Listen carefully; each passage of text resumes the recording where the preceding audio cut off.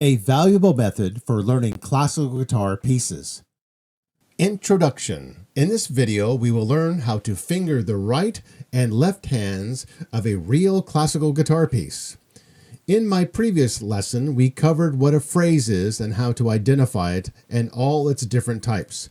Now that we have a pretty good handle on that, let's go on to the next lesson, how to finger for both right and left hands. Background.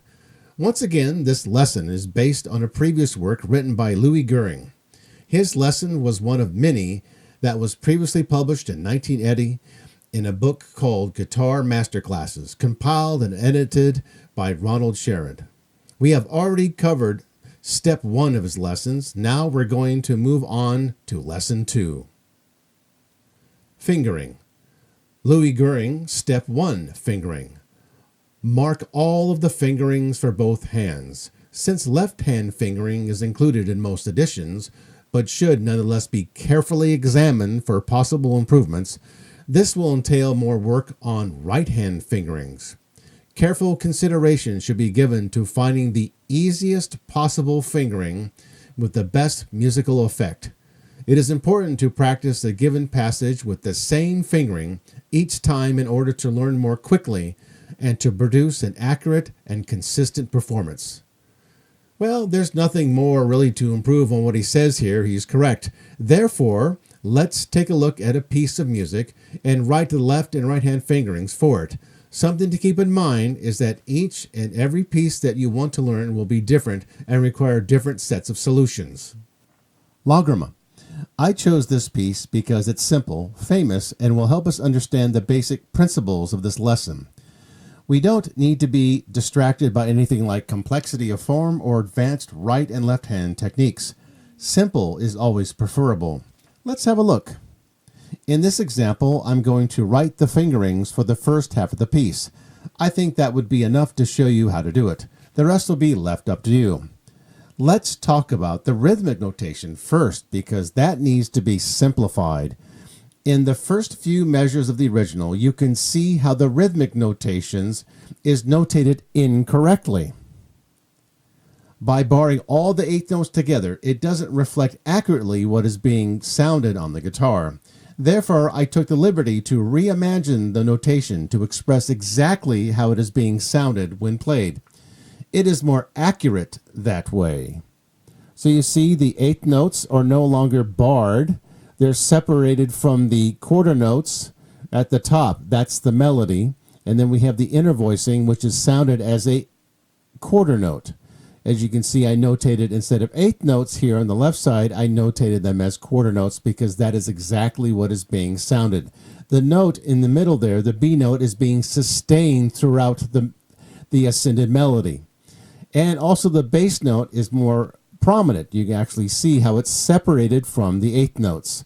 This is an inherent problem with guitar music, is that you're putting all your information into one basket. You're putting all information into one measure. So it looks like a mess. It doesn't really accurately depict what is being sounded on the guitar. Okay, so that's my reasoning while I renotated these things to reflect what is actually how it is sounded on the classical guitar.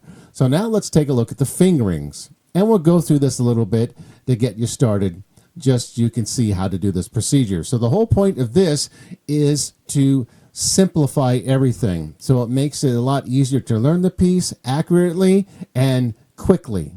Because sometimes time is of the essence. If you're doing a guitar competition, you need to learn a classical guitar piece in like 2 weeks. Well, you're going to have to do it this way. You're going to have to simplify things, simplify. So, as you can see here on the right side with the Lagrima piece, the fingering is already provided in the original. But we're not going to use those because they're a little bit too difficult. So we want to make it very easy. And besides, if we just use the fingering that's already there, that's too easy. That's some easy way out. So we want to write the fingerings that are even easier to play for both hands. Sometimes in the case, you will find fingering that's there, but you want to second guess those. What you're going to be focused on instead is the right hand as well. Sometimes they provide the fingerings that are easy to play on the guitar. So therefore, you really have to focus on the right hand. So let's take a look. So the first measure here in the finale on the left side, you'll see that the melody is ascending. In the right side here, the fingering from the original starts with 3, 2, 4 and ends in 4. Okay, that is overly complicated. We don't want that fingering. What we want to do is make it easy. Since this is being played on the first string, and I will put that in there for you. The first string, let's put that in, and it's at the bottom. There's our circle. And now we're going to put the text in, and we'll call that first string. And then we'll move that respectively into the little box. Don't worry too much about that. That's about as close as we get. So let's take a look. So we're going to play this melody all on the first string with the 4 finger. There you go. And that's all we need to put in there. We didn't need to put anything else. See how easy that is? That's very simple. First string, 4th finger. And you slide it all the way up and it ends here. Let's put this to remind ourselves that it's going to be 4. There, we did it. See how simple that is? The original has 3, 2, 4, 4. We simplified it by making it 4, 4, 4, 4 since it's played on the first string. Now, the bottom here, the note, the I guess baritone note, where you have an ascending E, F sharp to G sharp. Now, the original has 1, 1, 3. Okay, maybe we can use 1 for all of that. So you have 1 on the 4th string. So we're going to put 4th string. And this is all going to be played on the 4th string. So let's put it 4th string. Okay, and as soon as we get that clicked, there we go. So we'll scroll down here to get our circle we made just for this tutorial. And we move it into place so we can see that it is in the right place. And then we hit the text here, and we'll just hit anywhere you like to. So this is going to be on the 4th string. And we just drag the number 4 down there. There. Okay. So this 4th string here is going to keep that through the entire first measure.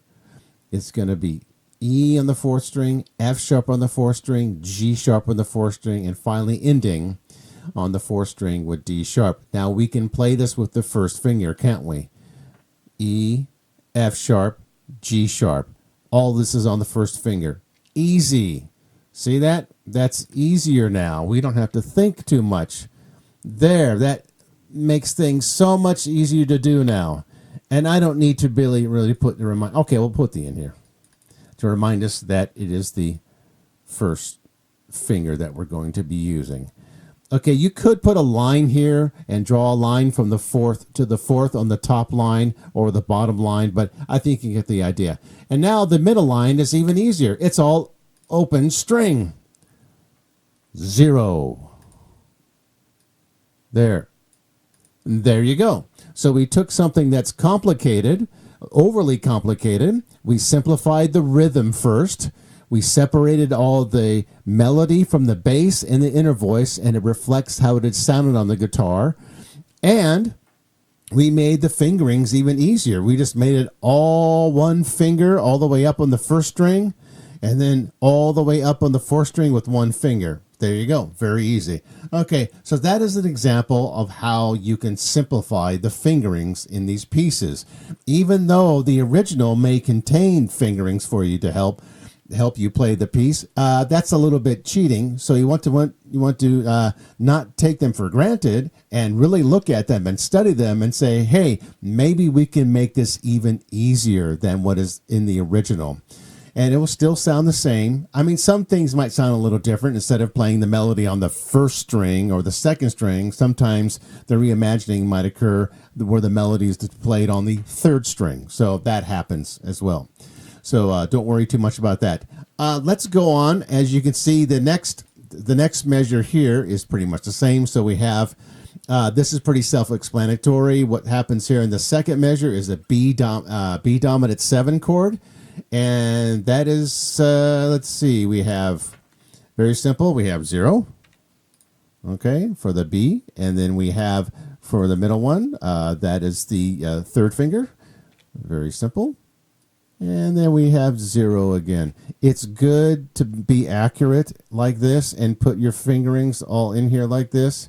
So you know, you don't have to, I'm not worried about this being perfect. Okay, and then the last string right here is going to be the 5th string, and that's going to be the 2nd finger, because this is just a B dominant 7. And there we have open B string, 2nd string. There. We did it. Hey, we're almost done. Look how easy this was.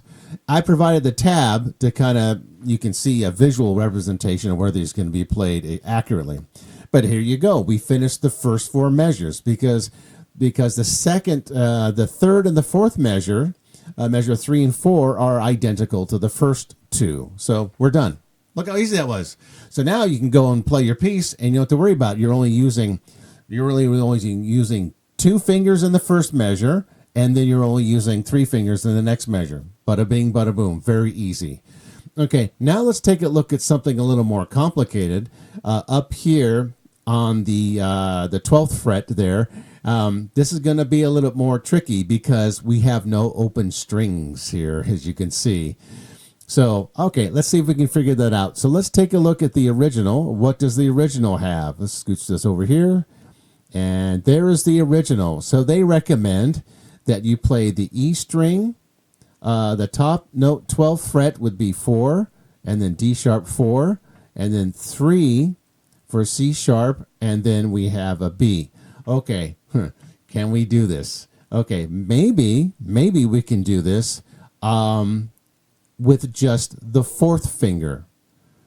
Okay, so let's try that. So it'll be all on the first string. So the same thing again. Let's put our little happy circle here. Okay, and we'll scroll all the way down there to our prefabricated circle we already made. There you go. So we're going to play this all in the first string. I think we can do it. All right. Anything to make it simple. We're trying to make this as simple as possible. There.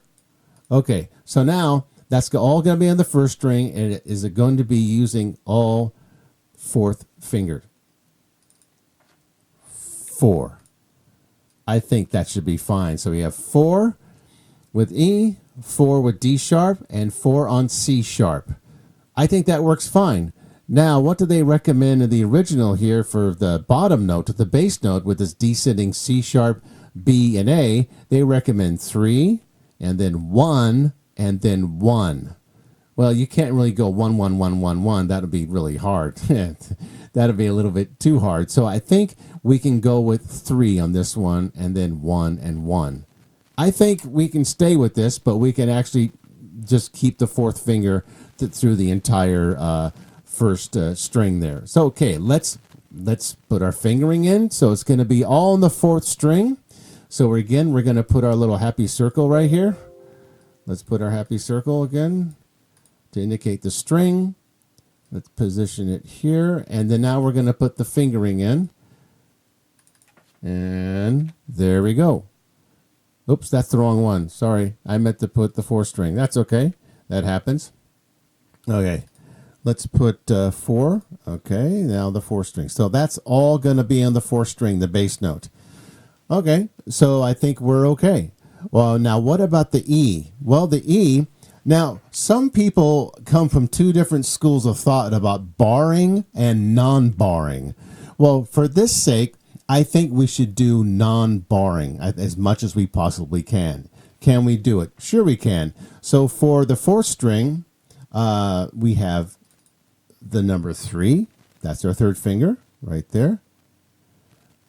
And then for the B string there, we have D sharp on the top, and then we have E in the middle, and then we have B in the bass string. So we're going to have to use the 1st finger for that B note. We can't do open at all. It's bar there. And then the last part there is going to be also a 1. So, okay, but can we avoid the bar? We're going to go no bars on this one. No bars, no drinking. So the middle note there, so there's no barring at all. We're going to make this as simple as possible. And the E string is going to be played with the 1st string, no bar. Okay, and the E here is going to be played with the 1st, did I say 1st string or 1st finger? I meant the 1st finger. And this will also be played with the first finger. Now, is that possible without a bar? Well, unfortunately, this last one, it isn't possible. You're going to have to do a little bar there. But still, it's very simple. The top note is all used with the fourth finger. And the middle note, the E, is used with the first finger, no bar. And then the second one is a little bar, and then a little bar for the third one. And then the bass note is 3, 1, 1. Okay, there you go. That's as simple as we can get. There's no other way to do this unless you reimagine this whole piece. And we're not in the business of reimagining the entire piece. We're just going to keep it very simple like that, and no bars. So, I mean, mostly no bars. So that's another trick you have to think about when you're fingering. Keep that in mind while we analyze this and put fingering in real time. Is the fact we want to avoid barring as much as possible. So that makes it easier, mostly easier. It just depends, case by case. Okay, let's finish off with the last couple of measures there. This should be pretty straightforward. Let's take a look at what the original has as comparison. Okay, the original has, it has the the B and the G sharp. Now, see, you can play this, how I refinger this here. If you look at my tab here, instead of playing it where they wanted to in the original as a bar, they wanted you to bar this on 7. They want you to keep that bar down. But we're not in the business of bars. We're going to avoid the bars. We want to stay sober. And so we're not going to make that a bar. So I reimagine it as this. So, okay. So this is all going to be played on like around the 5th position there. You can either play the B here open. That could be easy. Or keep it consistent on the 3rd string. So we'll mark that with the 3rd string. So the middle note there is going to be on the 3rd string. So let's mark our circle. There you go. There we go. And let's put our little happy fingering in there. That's going to be 1. Okay. There. Oh, I'm sorry. That's wrong. That's going to be 3rd string. Okay. That happens. Whoops. Wrong one. Okay. So there we have 3rd string. There. So the B and the C sharp are going to be in the 3rd string. So that means with this C sharp, we have to hold the note over for 2 beats. That's a half note. And so these upper notes are going to be the open string together with closed string. Now that's kind of really guitaristic actually, because you can play it like a third, like thirds, because the F sharp and the A is like a third. So we can play it like that. So we're going to use our 2nd finger. Where's my thing? Okay. So we're going to go 2nd finger for the C sharp. We won't put the fingering for the B yet. And then we're going to be open here.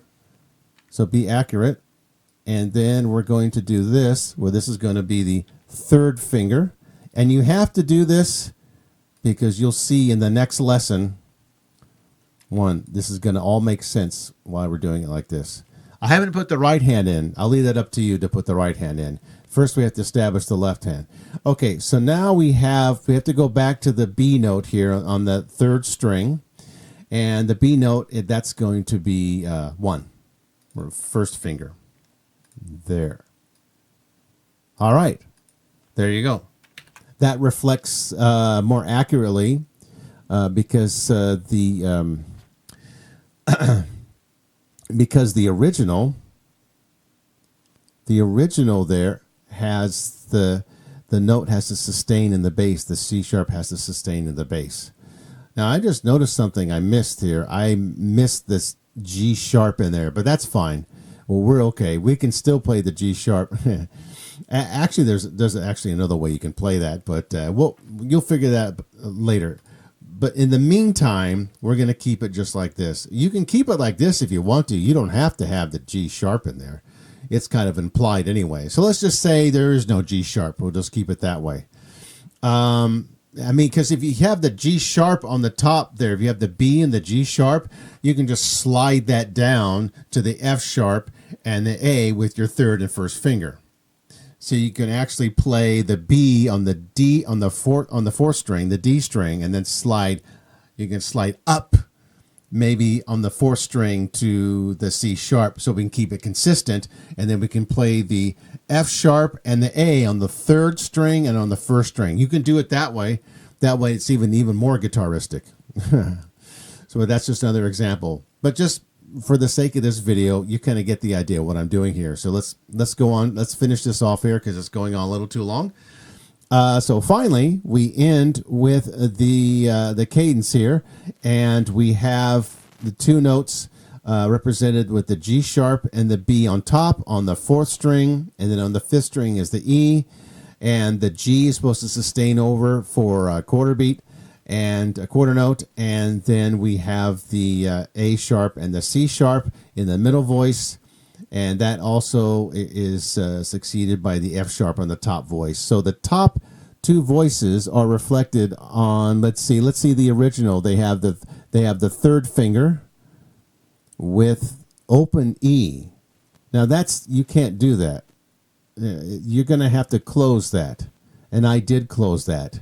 So this is going to be played on the first string, and it's going to be played as 1. And this will also be... Now, okay, so you can either do this with the open string B, but you can't do it with open string B because it's going to interfere with that E note there in the middle note. So let's just keep it a bar. So we'll say 1-1, like a small bar. And then on the fifth string is going to be, you can either use not the fifth string, but the fifth fret with E. You can use the second finger there if you like. And that probably makes more sense. Try to keep things simple. There you go. Okay.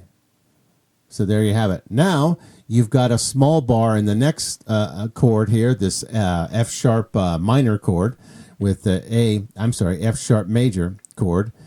With the A sharp, so you're going to need to do a little barring, so the C sharp and the F sharp is going to be barred. How's the original say? Okay, so they have two choices here. I think the bar on second fret is more desirable than what they have here, because it's down here by the first position on the second fret, which will lead to the B dominant 7 chord on the second fret as well. No sense of going all this shifting. See the problem with barring here in the original where it says 6 and then 7 over here where my arrow's at? That's too complicated. We don't want that. We want to keep it in one spot. Okay, so we're going to keep it on the first string. So we're just going to use the same fingerings. We're going to use 1-1 here. We're going to say 1 on the top note, the C sharp, and then we're going to say 1 here. You could just draw a bar to make it easy, but you kind of get the idea that you're going to hold this down. And down here in the bass is going to be 2. And then in the middle part, the C sharp will be 1. And then you're already there. You're already there in the second fret with the B dominant 7 chord, which is just, there's 1 on the fifth string with B, and then on top, that top note is going to be 4.